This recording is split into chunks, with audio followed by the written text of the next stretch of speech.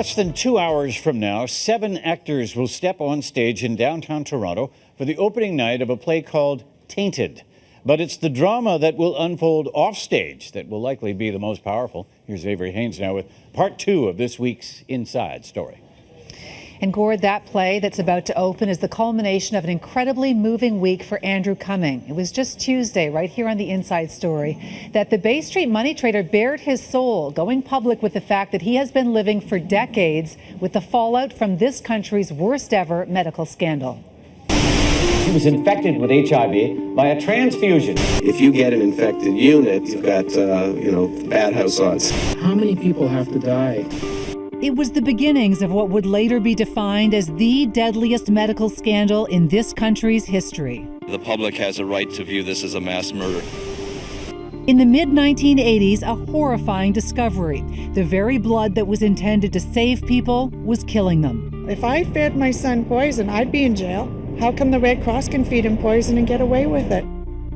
30,000 people were infected with hepatitis C, 2,000 with HIV. Andrew Cumming, a severe hemophiliac, was infected with both. I call this the hemophilia holocaust. If you wanted to kill everybody with a certain disease, you could not engineer a method of doing it more efficiently. Andrew has kept this a secret from all but his closest family and friends for almost 3 decades. He's sharing it now because most of the victims have gone silent. Everybody else is dead, and I've survived. It's being forgotten. This is a tragedy. This happened in Canada. We can't forget. We can't forget this story. We're not just fighting for compensation. We're demanding a public inquiry into how this happened. And what's happening on this stage right now is an attempt to keep the story alive. We could hardly do anything in our lives without being worried we'd have a bleed. These are rehearsals for a play that's opening this week. It's called Tainted. Why are you guys trying to freak me out all the time? Because it's important not to forget this stuff. One of the actors is Owen. He plays a severe hemophiliac who gets infected with HIV and hepatitis C. That is exactly what I don't want to talk about. 13 years old, he has a passion and an uncanny grasp of a scandal that rocked this country well before he was even born.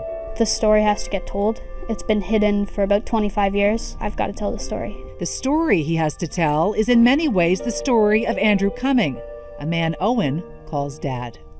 What will it be like for you to see your own son playing an element of you? I'll watch my boy. I'll watch him.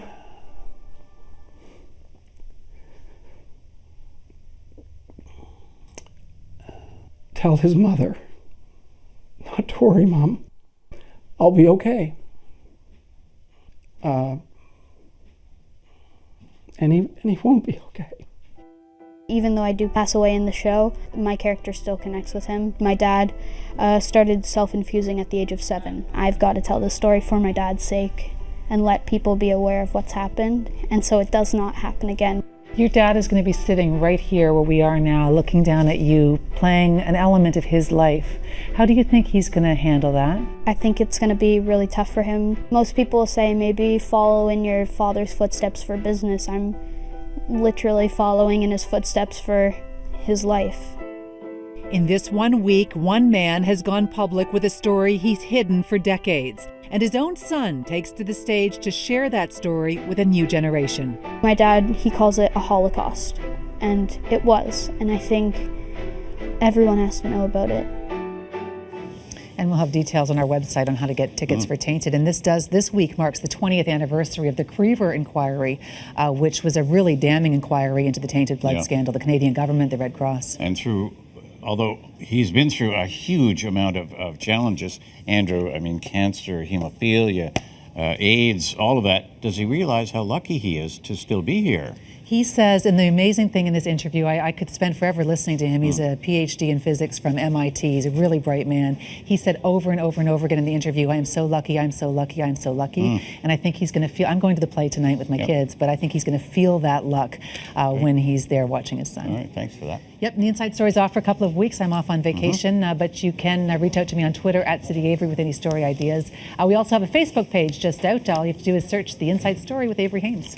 And the Inside Story, as you know, runs every Tuesday and Thursday, except when she's off. All segments are up on our website, citynews.ca.